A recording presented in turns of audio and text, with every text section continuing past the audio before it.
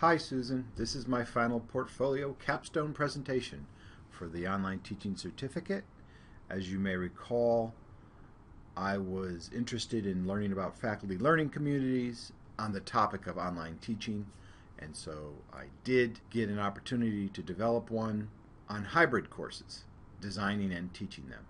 So this is a report on my experiences, what I learned through the certificate program workshops as applied to a faculty learning community on hybrid courses, and which revolved around a hybrid course itself, Blackboard hybrid course setup. So in this final portfolio presentation, I'm going to talk about my knowledge and skills learned through the certificate program and applied to the faculty learning community project, and also how it added to my general skill set on online teaching and course design. Three main parts, talking about my background, my future, and the courses, as well as some general reflections that I had throughout the workshop. I started the online teaching certificate with good experience designing and teaching an online course. I spent 7 years doing that. It was a graduate level course, at least 2 of them, and I had once or twice a year to teach those, so I had several iterations of revising, evaluating, reteaching, and evaluating again and over, from 2004 to 2011. So a lot of time to kind of learn on-the-job training, and attended trainings along the way, including some Sloan C back in 2007. So I have a good background there of that. Continue to work with faculty for the past 3 years to help them design online courses, hybrid courses as well. So developing materials to support that, and teaching workshops and doing presentations.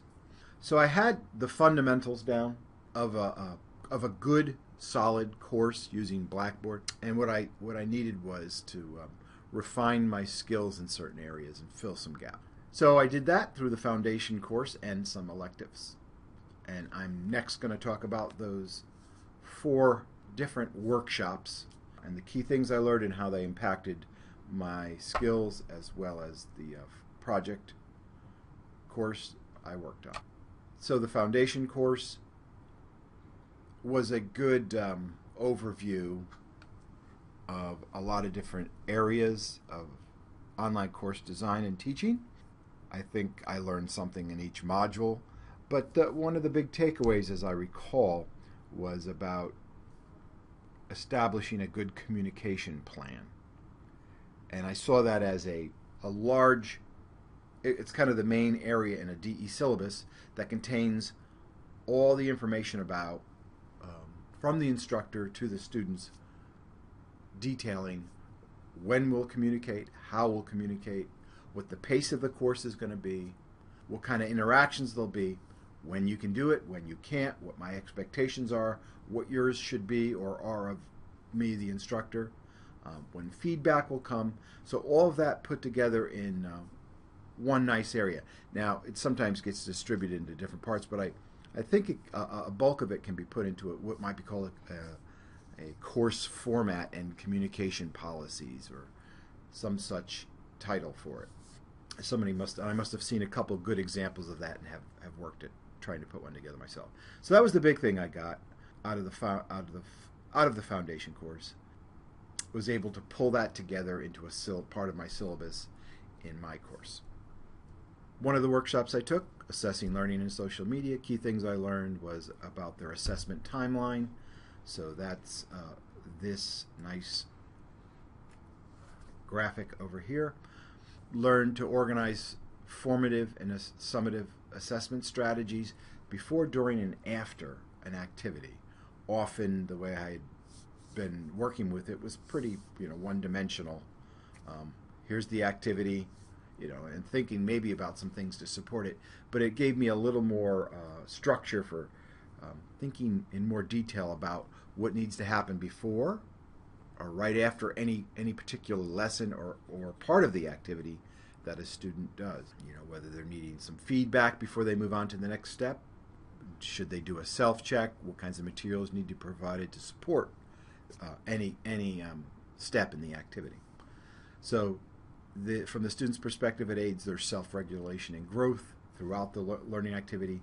And for the instructor, planning this helps to determine, when they think the student will need some support from them or some of their peers, as well as what parts will be low-stakes assessments and what parts will actually be graded.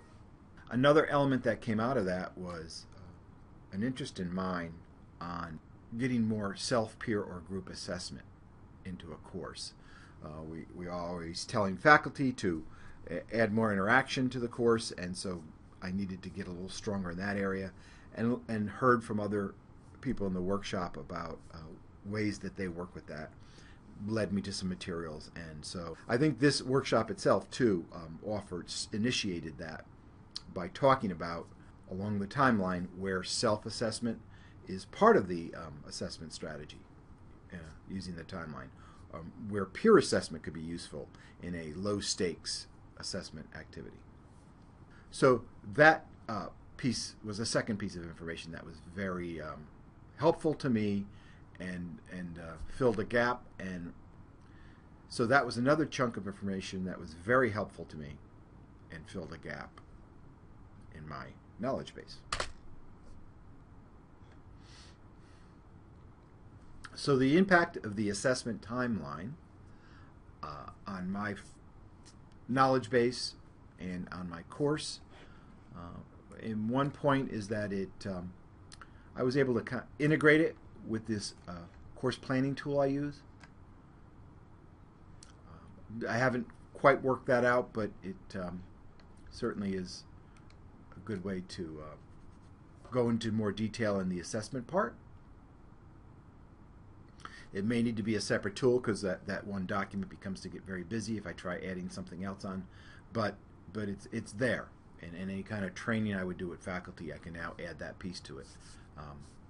Secondly, I used it as an activity planning self-check within the faculty learning community, prompting faculty to think about support as they design their hybrid courses, what kinds of support throughout the learning activity. So I was able to at least communicate it, if not work it into the tool significantly. I also made the good point to consider self-peer and group assessment types of assessment strategies by way of informing them about different ways to conduct online activities in the hybrid course, to consider self-peer and group activities online, and not just discussions, individual kinds of activities.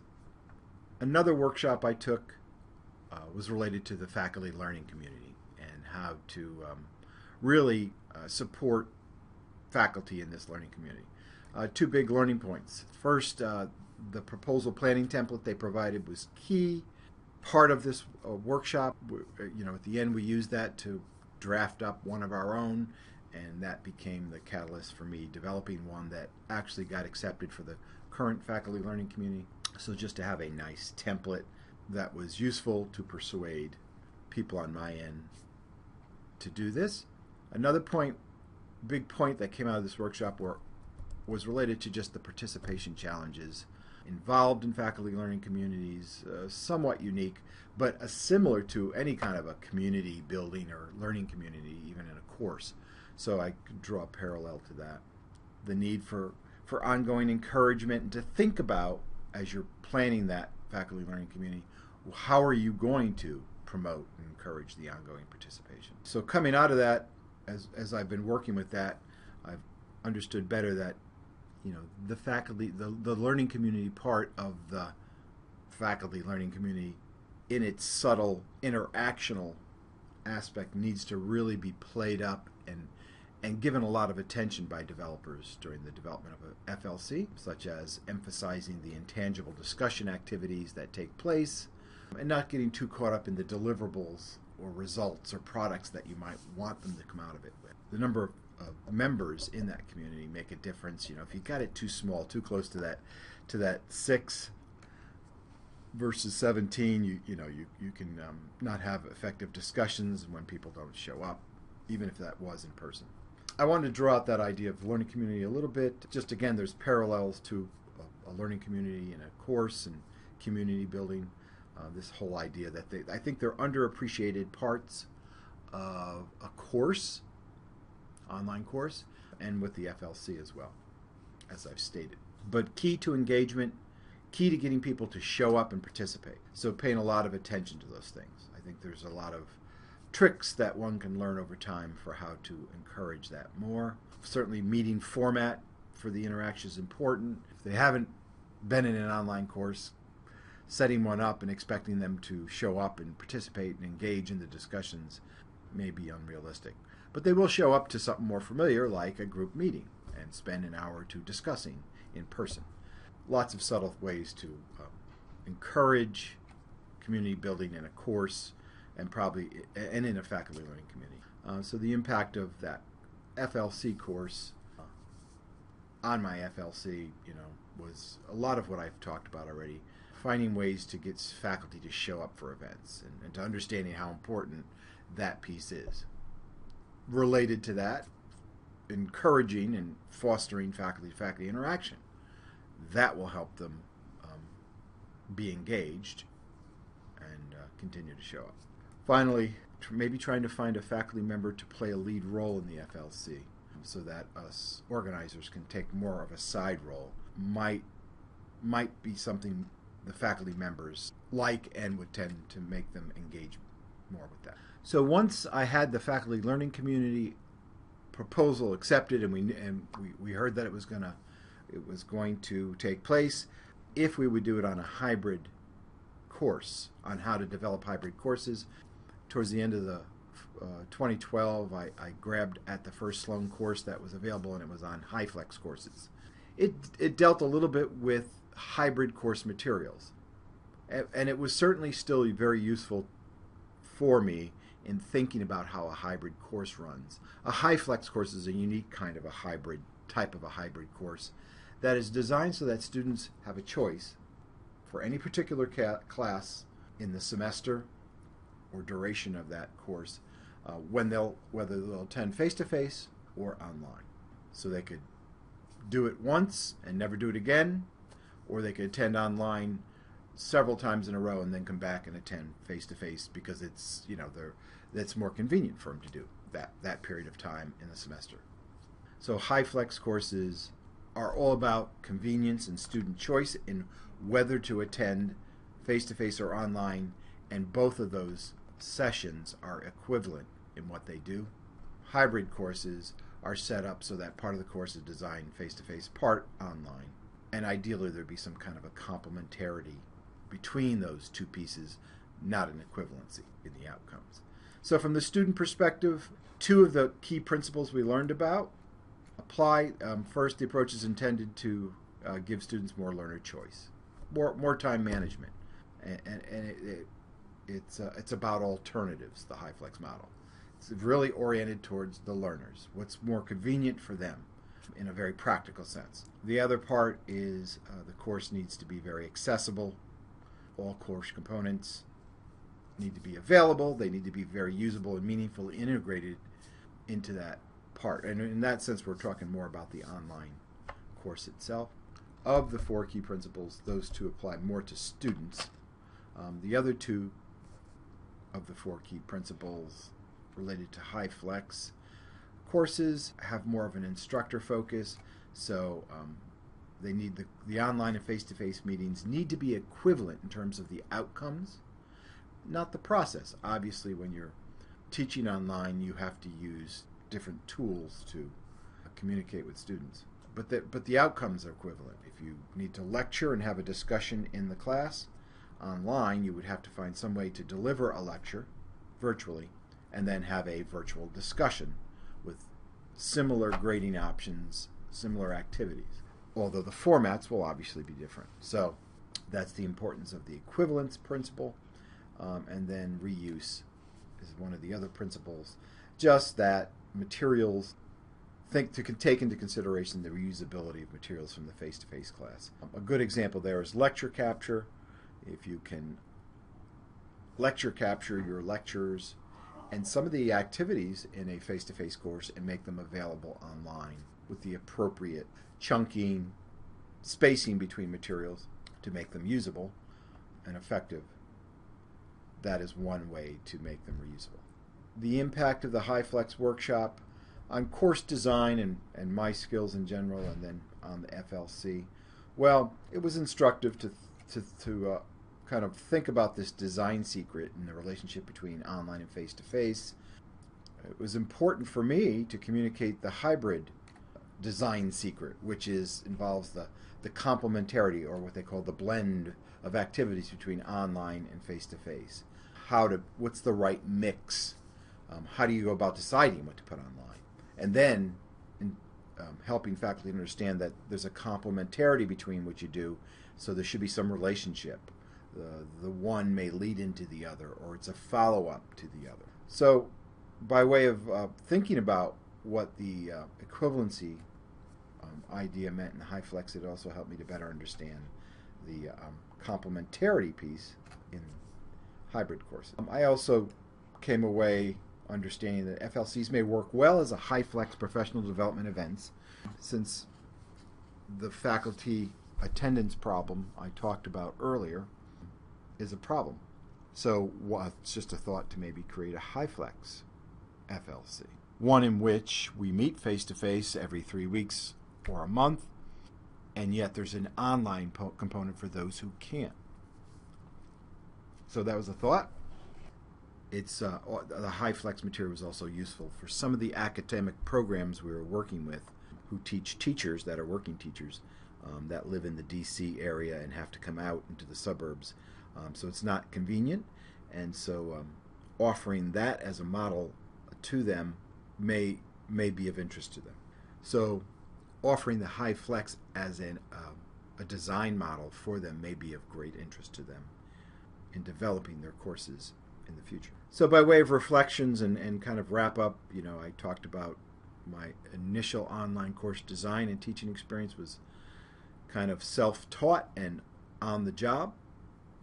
The Sloan workshops and the work experience I have had here in my job as an instructional designer has really helped me to refine my skills in online design and my understanding of what a quality course is.